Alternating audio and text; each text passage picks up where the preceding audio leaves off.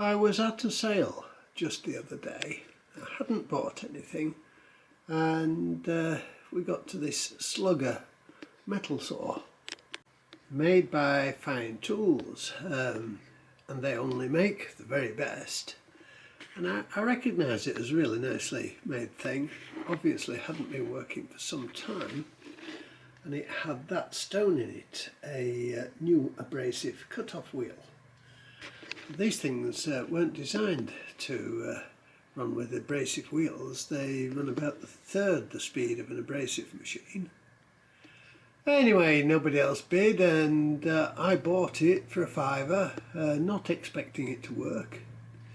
I mean, if you put a new blade in the thing and it works, you would use it, wouldn't you? So the blade wouldn't be new anymore. So that's a good clue. Anyway, plugged it in, and guess what?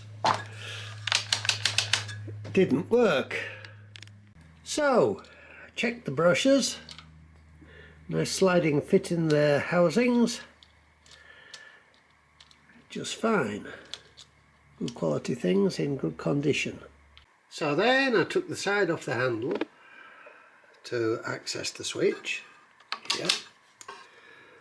We've got 110 volts into the switch, as we should have. And we also had 110 volts coming out of the switch. So the switch is okay. So I came back up to the brushes, and I was getting no power to the brushes. So I started to dismantle the thing. Now, one of the reasons that I'm putting this video up is because I generally find that most pieces of machinery, when they develop a fault, it is normally the same fault. So just a fault with that particular design. Anyway, the machine's on its side at the moment, and as I started to dismantle it, I noticed this black box. So I took the black box out, and inside there is an inductor and a capacitor. Normally it's either or in my experience, but this one has both. And they're normally right on the switch. You often see them if you take the side off a power tool handle, you will see a yellow capacitor there, and their job is to stop the brushes from arcing, from sparking too much, and to prevent spikes in the electricity.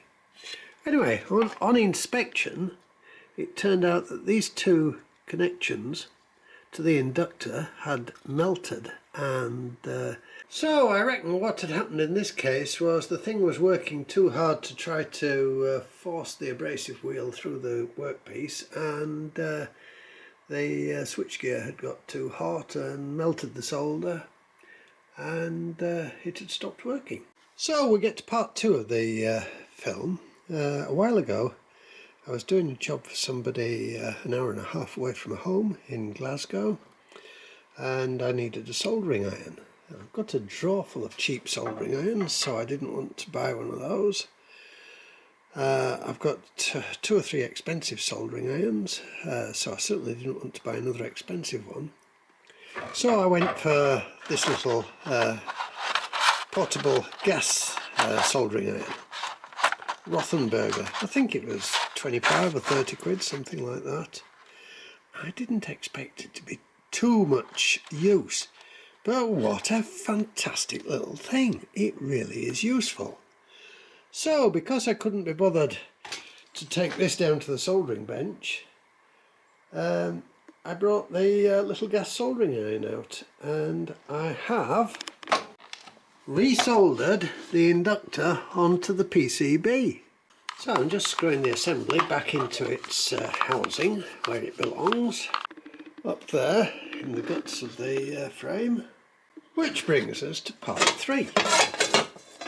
About 10 years ago I went into the ironmongers and I fished this out of their bargain bucket.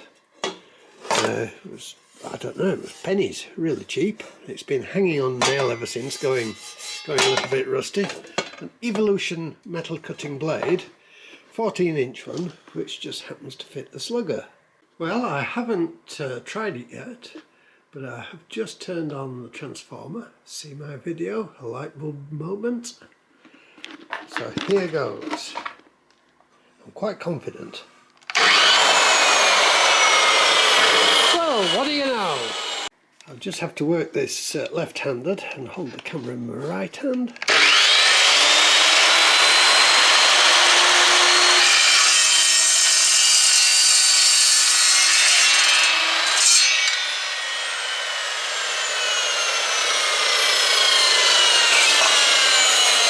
Excellent!